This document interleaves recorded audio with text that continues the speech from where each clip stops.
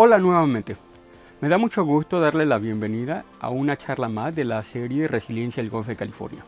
En esta ocasión hablaremos con el doctor Juan David Acevedo Acosta.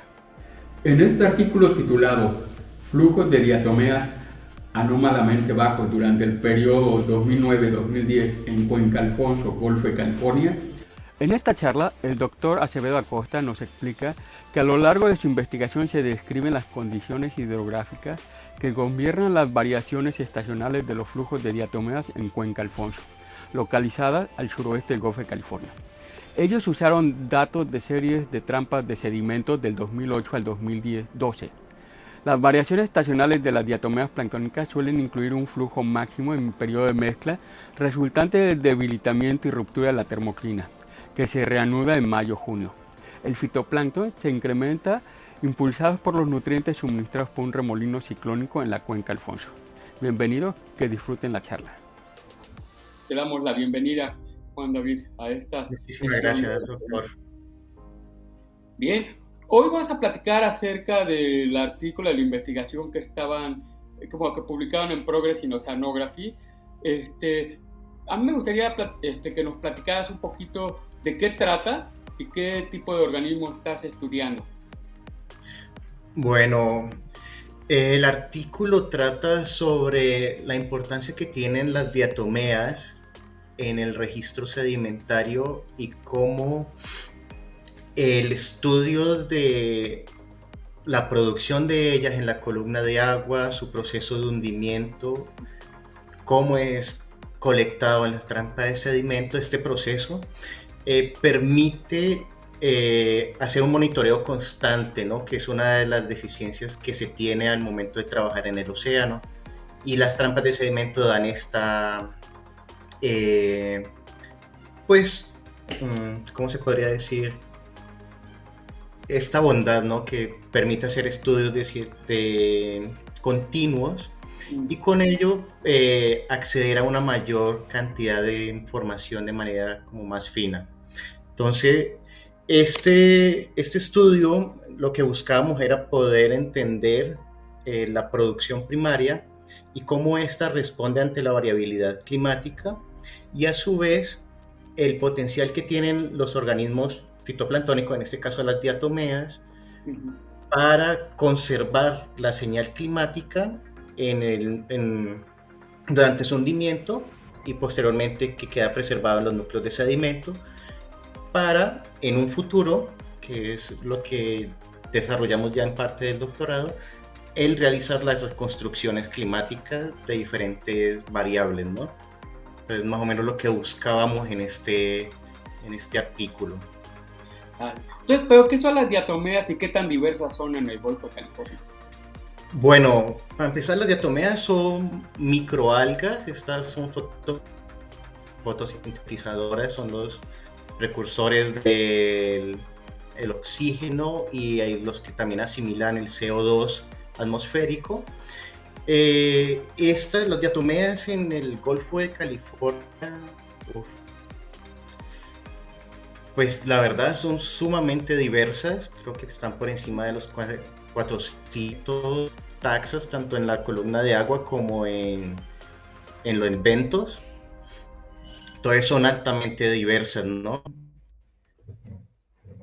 Entonces, si bien entiendo, de lugar de ir a muestrear en una panga, ir a salir, muestrear y regresar y todo, tú la estás colectando mediante una trampa de sedimentación, es decir, vas, la dejas y continuamente se está capturando lo que está cayendo en la columna de agua.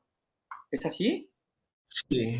Sí, la idea es que, digamos, los muestreos oceanográficos, digamos aquí en la bahía, que es relativamente asequible, generalmente las personas o los investigadores salimos una vez al mes o cada 15 a tomar muestras de diferentes parámetros, datos biológicos, y ya sea en superficie y en diferentes profundidades.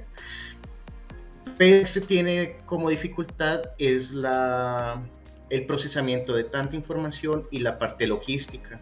Entonces, el uso de las trampas de sedimento vienen a llenar ese vacío brindando la capacidad de tomar información de manera constante, ¿no? Todo el tiempo está colectando el flujo tanto de diatomeas como de otros organismos, de sedimento, nieve marina, y se puede programar para que sea cada mes, cada 15 días, y eso permite acceder a una mayor cantidad de información que se vería limitado en un monitoreo puntual, ¿no?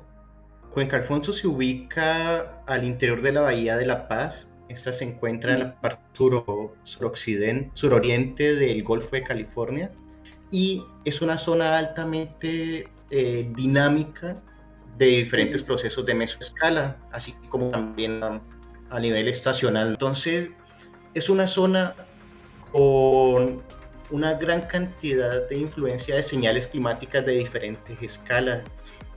Entonces, hace que nuestra región sea muy atractiva para los estudios climáticos en primera.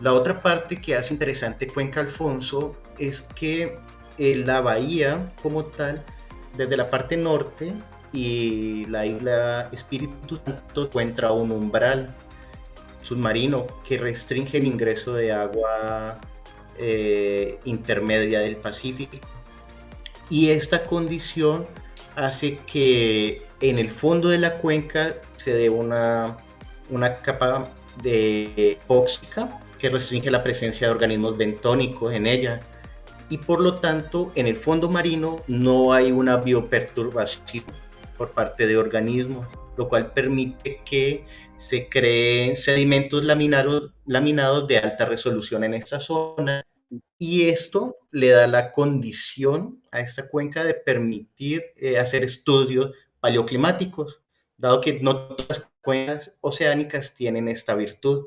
Por esas dos características, Cuenca Alfonso es una zona muy atractiva científicamente, ¿no? Y por eso nos centramos en realizar ese estudio en esta región. Entonces pusieron una trampa de cementación ahí en Cuenca Alfonso, imagino que es una zona profunda. ¿A qué tan profundo pones las trampas? Se ubica en promedio como a 350, 370 metros de profundidad, que es para que esté en esta zona de mínimo oxígeno. Y entonces, ¿usted cómo analizaste esto? ¿De qué periodo a qué periodo estuviste trabajando y qué encontraron? Bueno, este estudio se centró entre enero del 2008 hasta finales del 2012. La mayor parte de la historia tiene una resolución quincenal cada muestra. Entonces, pues siempre se procesaron hartas muestras y nos permitió tener como una resolución menor al mes. Inicialmente se encontró que los flujos fueron mayores entre el 2008, 2009 y en el 2012, ¿no? Hubo una particularidad que nos llevó un tiempo más o menos resolverla, que fue el periodo del 2010 y 2011, porque en este periodo los flujos fueron sumamente bajos. En el caso, parecía como si los frascos hubiesen salido vacíos o que no hubiese trabajado correctamente la trampa. Sin embargo, al ver la secuencia de muestras, se notó que realmente estaba correcto y pudimos concluir que los flujos en ese periodo habían sido muy bajos. Luego, a partir de este mismo estudio, pudimos, digamos, proponer o evaluar lo que fue el flujo, bueno, la composición de diatomeas promedio para cada uno de los meses, ¿no? Se hizo un promedio como anual y se propuso como una sucesión en la cual se identificaba un cambio estructural en la columna, en el flujo de diatomeas.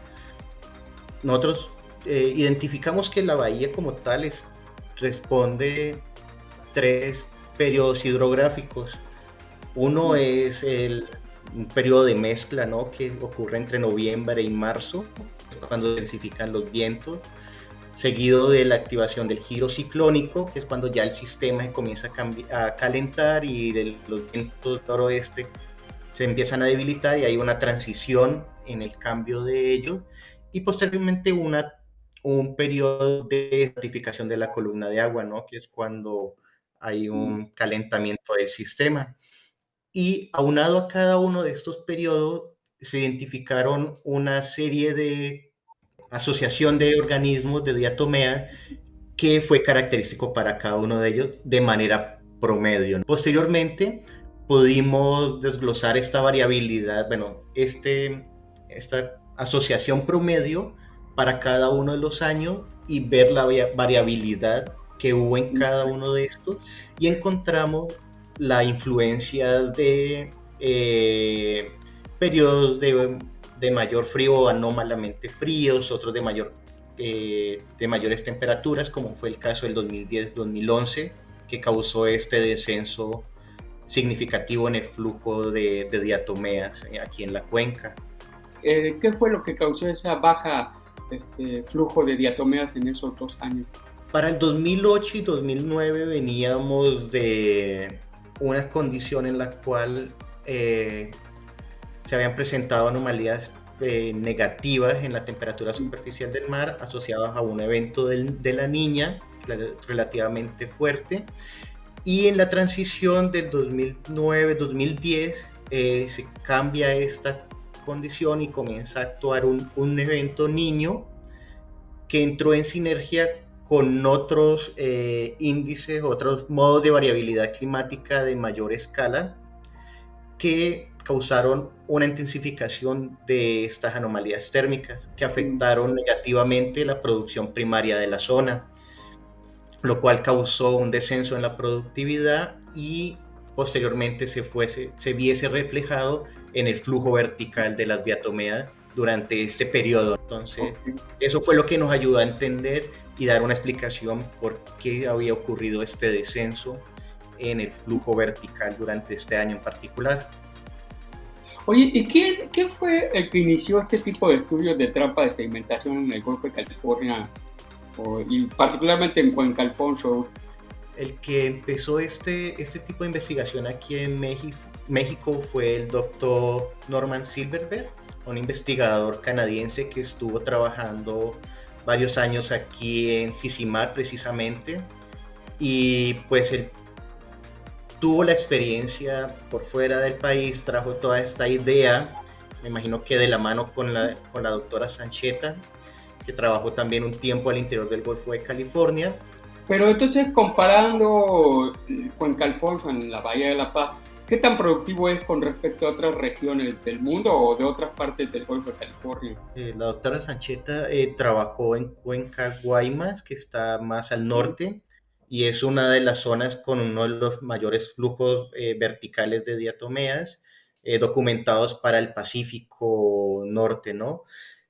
Esta se encuentra un poco por encima del Golfo de aquí Cuenca Alfonso. Sin embargo, los flujos documentados se encuentran como un orden de magnitud por encima de otras cuencas. Entonces, esto es una zona con una buena productividad, y a pesar de la pérdida de la información.